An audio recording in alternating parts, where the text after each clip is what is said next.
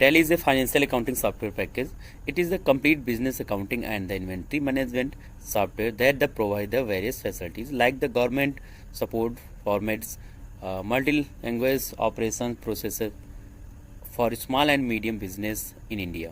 Tally products are the transforming business across industry in over 100 countries. Latest version Tally RP9 and nowadays Tally Prime latest version. Account क्या होता है, सबसे पहले हमें ये समझ लेना है. Profit loss purchase sale, Ram Mohan bank, cash computer machine furniture assets deposit और डिस्काउंट वेज ईटीसी, ये सभी जो अकाउंट्स होते हैं ये हमारे जो होते हैं अकाउंट कहलाते हैं. अब इसमें से एसेट्स क्या होता है ये आपको समझना है. एसेट्स वो कीमती वस्तुएं जो बिजनेस के लिए आवश्यक होती हैं, जिन्हें सेल या परचेज नहीं किया जाता है, उनको हम एसेट्स कहते हैं. अदरवाइज इसमें अलग अलग प्रकार के अकाउंट्स दिए हैं जिनका हम लोग आगे यूज़ सीखेंगे. कंप्यूटर की शब्दावली के बारे में आप लोगों को जल्दी एक वीडियो मिलेगी जिसमें हम कंप्यूटर से बेसिक वर्ड जो यूज करते हैं उनके बारे में आसानी से सीख सकते हैं, पता कर सकते हैं. Classification of the accounts, account कितने प्रकार के होते हैं सबसे पहले हमें ये समझना है. अकाउंट यहाँ पर 3 प्रकार के आपको मिल जाएंगे. अकाउंट पर्सनल अकाउंट, दूसरा जो होता है रियल अकाउंट और तीसरा जो होता है नॉमिनल अकाउंट होता है. पर्सनल अकाउंट क्या है आइए उसके बारे में पहले जान लेते हैं. वह खाते जो किसी व्यक्ति या संस्था के नाम से बनाए जाते हैं वे पर्सनल अकाउंट व्यक्तिगत खाते कहलाते हैं. जैसे मोहित है, बैंक है, एबीसी कंपनी है, कैपिटल, ड्राइविंग, ईटीसी, ये सभी अकाउंट्स पर्सनल अकाउंट के अंतर्गत आते हैं. उसी तरीके से रियल अकाउंट है, वह खाते जो किसी वस्तु या संपत्ति आदि से संबंधित होते हैं. जो किसी वस्तु या संपत्ति से संबंधित होते हैं रियल अकाउंट वास्तविक खाते कहलाते हैं. जैसे cash, computer, machinery, furniture, assets, ये सभी खाते हमारे रियल अकाउंट के अंतर्गत आते हैं. तीसरा अकाउंट जो है नॉमिनल अकाउंट्स. नॉमिनल अकाउंट क्या होता है, नाम मात्र के खाते जिन्हें कहा जाता है. वह खाते जो लाभ हानि, आय व्यय और क्रय विक्रय से संबंधित होते हैं नॉमिनल अकाउंट्स कहलाते हैं. जैसे interest, discount, wage, purchase, sales, profit and loss, ये सभी अकाउंट जो हमारे होते हैं नॉमिनल अकाउंट के अंतर्गत आते हैं. आप लोगों को उम्मीद है अकाउंट समझ में आए होंगे, कौन सा अकाउंट किसके अंतर्गत बनाया जाता है और अकाउंट कितने प्रकार के होते हैं. अब हम लोग रूल्स, जो अकाउंटिंग का रूल है जिसे हम गोल्डन रूल ऑफ अकाउंटिंग के नाम से भी जानते हैं, इसको समझ लेते हैं. पर्सनल अकाउंट, ये तीनों अकाउंटों में, पर्सनल, रियल, नॉमिनल अकाउंटों में अलग अलग प्रकार के ये गोल्डन रूल होता है. गोल्डन रूल में क्या होता है, एक तो डेबिट होता है, दूसरा क्रेडिट होता है. कौन डेबिट होता है, कौन क्रेडिट होता है, ये हर अकाउंट में अलग अलग तरीके से होता है. जैसे हमारे पास यहाँ पर पर्सनल अकाउंट है, इसमें पर्सनल अकाउंट में पाने वाला जो होता है वो डेबिट होता है और देने वाला जो होता है वो क्रेडिटर होता है. यहाँ पर जो रियल अकाउंट है, रियल अकाउंट में आने वाला जो होता है, जो हमारी कंपनी में आता है धन, वो हमारा रियल अकाउंट के अंदर आने वाला जो होता है वो डेबिट होता है और जाने वाला जो होता है वो क्रेडिट होता है. सेम उसी तरीके से नॉमिनल अकाउंट में आपको मिल जाएगा लॉस एंड एक्सपेंसेस. जितने भी लॉस और एक्सपेंसेस हैं वो सब हमारे डेबिट होते हैं नॉमिनल अकाउंट में. प्रॉफिट एंड इनकम, जो भी प्रॉफिट होती है और इनकम होते हैं वो सब हमारे क्रेडिट होते हैं, क्रेडिट कहलाते हैं. उम्मीद है आपको ये गोल्डन रूल आप समझ में आया होगा. कॉपी पे अपनी बना लें, उसके बाद ये आसानी से समझ में आपको और अच्छे से आएगा. अब यहाँ पर कुछ अकाउंट दिए हैं. कैपिटल अकाउंट है, सभी प्रकार के पूंजी खाते जब व्यापार आरंभ करते हैं कैपिटल के अंतर्गत खोले जाते हैं. जब हम कोई अपना बिजनेस स्टार्ट करते हैं उस समय जो हमें पूंजी खाते, व्यापार प्रारंभ करने के समय खाते होते हैं, वो सब हमारे कैपिटल अकाउंट होते हैं. जैसे राम ने यहाँ पर 1 लाख से व्यापार प्रारंभ किया तो राम का जो कैपिटल हुआ, Ram is a capital account, इसके अंतर्गत आएगा. लोन एंड लिबर्टीज है, व्यापार द्वारा लिए गए ऋण व्यापार का दायित्व है. इस प्रकार के खाते लोन्स लायबिलिटीज के अंतर्गत आते हैं. जैसे राम ने मैं मकान गिरवी रखकर यहाँ पर 1,000 रुपये राहुल को लोन लिया. यहाँ पर गिरवी रखकर 10,000 का लोन राहुल ने लिया. तो राहुल क्या हुआ, Rahul is A loan liabilities, क्योंकि उसे लायबिलिटीज है, उसे देना पड़ेगा, उसका दायित्व है देने का, इसलिए लोन लायबिलिटीज के अंतर्गत आते हैं. तीसरा जो अकाउंट मिलेगा आपको करेंट लायबिलिटीज। करेंट लायबिलिटीज क्या है? चालू दायित्व के खाते करेंट लायबिलिटीज के अंतर्गत खोले जाते हैं। जैसे अग्रिम लिया हुआ ऋण, विविध लेन देन, राम ने राहुल को 5,000 का कंप्यूटर उधार खरीदा। तो इस तरीके के जो Rahul is a current liabilities syndicator के अंतर्गत आएगा। चालू दायित्व के खाते जो होते हैं उन वो सारे करेंट लायबिलिटीज के अंतर्गत आते हैं। फिक्स एसेट्स, सभी प्रकार की स्थायी संपत्तियों के खाते फिक्स एसेट्स के अंतर्गत बनाए जाते हैं। जितने भी प्रकार के हमारी स्थायी संपत्तियां होती हैं वो सब हमारा फिक्स एसेट्स के अंतर्गत आती हैं। जैसे भवन है, फर्नीचर है, प्लाट है, ये सभी सारी चीज़ें जो हैं ये हमारे फिक्स एसेट्स होते हैं। राम ने यहाँ पर है 10,000 का सेल फोन खरीदा। Cell phone is a fix assets, क्योंकि फ़ोन जो है वो एक फिक्स रेट है, तो उसका वो सेल फोन फिक्स एसेट्स के अंतर्गत आता है। अगला है इन्वेस्टमेंट अकाउंट। जब किसी भी प्रकार के विनियोग किए गए खाते इन्वेस्टमेंट अकाउंट के अंतर्गत बनाए जाते हैं। जैसे लाभांश खाते, विनियोग खाते, अंश खाते, ये सब इन्वेस्टमेंट के आते हैं, जिनमें हम कुछ न कुछ इन्वेस्ट करते हैं और वो सारे खाते हमारे इन्वेस्टमेंट के अंतर्गत आते हैं।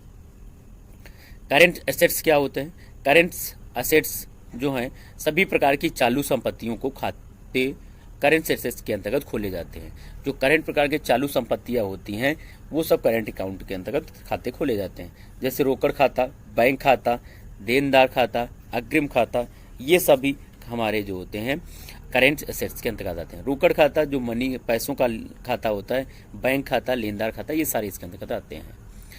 फिर उसके बाद है 7 नंबर में है मैक्सिलेंस एक्सपेंसेस एसेट्स। कई प्रकार के खर्च जो होते हैं जो प्रारंभ में अतिरिक्त व्यय के रूप में जाते हैं, उन्हें हम एक्सपेंसेस एसेट्स कहते हैं। नेक्स्ट 8 नंबर का है सस्पेंस अकाउंट। सस्पेंस अकाउंट क्या होते हैं ये भी समझ लेना है। जब बैलेंस शीट का योग बराबर न आ रहा हो तब उस समय अंतर की धनराशि सस्पेंस अकाउंट में डाल देते हैं। जैसे हम अपना बैलेंस शीट बनाते हैं उस समय हमारा योग अगर बराबर नहीं आ रहा है, कुछ पैसे बढ़ रहे हैं या घट रहे हैं, तो वो जो धन बढ़ा या घटा धन होगा वो सस्पेंस अकाउंट में डाल देते हैं। अगला है ब्रांच डिवीजन। मेन कंपनी के द्वारा बनाए गए अपने ब्रांच के खाते ब्रांच डिवीजन के अंतर्गत आते हैं। 10 नंबर है सेल्स अकाउंट। सभी प्रकार के विक्रय माल के खाते जो होते हैं वो सब सेल्स अकाउंट के अंतर्गत आते हैं, जिनमें हम चाहे वह उधार हो या फिर नगद हो, सभी प्रकार के विक्रय खाते सेल्स अकाउंट के अंतर्गत आते हैं। परचेज अकाउंट, सभी प्रकार के यहाँ पर जो दिया 11 नंबर आपको देखना है, यहाँ पर सभी प्रकार के क्रय किए गए माल के खाते परचेज अकाउंट के अंतर्गत बनाए जाते हैं, चाहे वह उधार हो या फिर नगद हो। डायरेक्ट इनकम, सभी प्रकार के 12 नंबर, सभी प्रकार के प्रत्यक्ष आय को व्यापार में आती है वो डायरेक्ट इनकम कहलाती है। Next 13 number direct expenses. व्यापार में जो प्रत्यक्ष रूप से व्यय किए गए हैं उन खातों को डायरेक्ट एक्सपेंसेस के अंतर्गत आते हैं। इसी तरीके से इनडायरेक्ट इनकम है, सभी प्रकार के अप्रत्यक्ष आयों के खाते इनडायरेक्ट इनकम के अंतर्गत बनाए जाते हैं। जैसे प्राप्त किया, जैसे जो धन प्राप्त होता है, प्राप्त छूट, प्राप्त कमीशन, ये सारे इनडायरेक्ट इनकम के अंतर्गत आते हैं। इनडायरेक्ट एक्सपेंसेस, सभी प्रकार के अप्रत्यक्ष व्यय के खाते के इनडायरेक्ट एक्सपेंसेस के अंतर्गत बनाए जाते हैं। जैसे कमीशन खाता, व्यय खाता, किराया खाता आदि इनडायरेक्ट एक्सपेंसेस के अंतर्गत आते हैं। Next 16 number reverse of surplus. लाभ से बनाए जाने वाले कोष को रिवर्स एंड सरप्लस में बनाए जाते हैं। जैसे पूंजी कोष, पूंजी शोधन कोष आदि ये सारे इसके अंतर्गत आते हैं। 17 नंबर बैंक ओवरड्राफ्ट। जब बैंक जमा से अधिक राशि लेने लगे तो उसको बैंक ओवरड्राफ्ट कहते हैं। जब बैंक से लोन लेते हैं, जैसे हम बैंक में जितना हमारा धन जमा है हम उससे ज़्यादा धन उससे बैंक से ले रहे हैं, तो ये बैंक ओवरड्राफ्ट में आता है, बैंक से लोन प्राप्त होता है।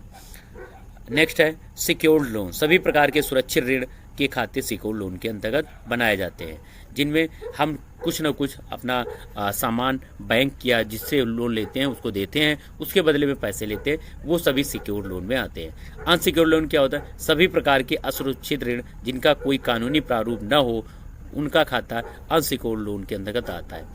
ये इस प्रकार के खाते होते हैं जिनसे हम किसी से पैसे ले लेते हैं, जिसमें किसी प्रकार का कानूनी प्रारूप नहीं होता है, वो सब अनसिक्योर्ड लोन में अंतर्गत आता है।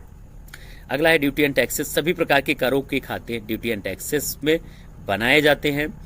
जितने भी जीएसटी है, टैक्स है, वो सब हमारे इसके अंतर्गत बनाए जाते हैं। 21 नंबर प्रोविजन में है, सभी प्रकार के किए गए प्रावधान के खाते प्रोविजन के अंतर्गत बनाए जाते हैं। जैसे वेतन के लिए प्रावधान, किराए के लिए प्रावधान, उन सब के लिए हमें इसका यूज किया जाता है। इसके बाद 22 है सेंड्री क्रेडिटर। ये बहुत ही इंपॉर्टेंट है, इसको जरूर अच्छे से समझना है। भविष्य में जिनको पैसा देना होता है वो लेनदार होते हैं, उनके खाते सेंड्री क्रेडिटर के अंतर्गत बनाए जाते हैं। भविष्य में जिनको पैसा हमें देना है वो लेनदार होते हैं, तो वो हमसे लेनदार होंगे, हमारे लेनदार होंगे, उनके खाते हमें सेंड्री क्रेडिटर के अंतर्गत बनाया जाएगा। 23 है सेंड्री डेबिटर। भविष्य में जिनसे पैसा लेना होता है वो हमारे लेनदार होते हैं, उनके खाते हम सेंड्री डेबिटर के अंतर्गत बनाते हैं। भविष्य में अगर किसी से हमें पैसा लेना है और उसका हमें अगर लेजर बनाना है तो हमारे वो लेनदार होते हैं, मतलब उनसे लेना है तो वो हमारे खाते सेंड्री डेबिटर के अंतर्गत बनते हैं। नेक्स्ट है 24 है डिपॉजिट एसेट्स। किसी वस्तु के लिए सिक्योरिटी के रूप में पैसा जमा करना डिपॉजिट एसेट्स कहलाता है। दुकान के लिए जैसे दुकान के लिए यहाँ पर 20,000 जमा किए तो ये हमारा एक डिपॉजिट एसेट्स हुआ। किसी के वस्तु के लिए हमें सिक्योरिटी अगर जमा कर रहे हैं तो वो हमारा डिपॉजिट एसेट्स होता है। 25 पे लोन एंड एडवांस एसेट्स। सभी प्रकार की अग्रिम दी हुई राशि लोन एंड एडवांस एसेट्स के अंतर्गत आती है। अगर हम किसी को एडवांस में पैसे दे रहे हैं तो वो हमारे एडवांस एसेट्स होते हैं। नेक्स्ट है 26 नंबर कैश इन हैंड। यह ग्रुप कैश के लिए इस्तेमाल किया जाता है, इसका यूज हम केवल कैश के लिए करते हैं। 27 है यह ग्रुप स्टॉक के लिए होता है, इसमें हम सभी प्रकार के स्टॉक को बनाते हैं।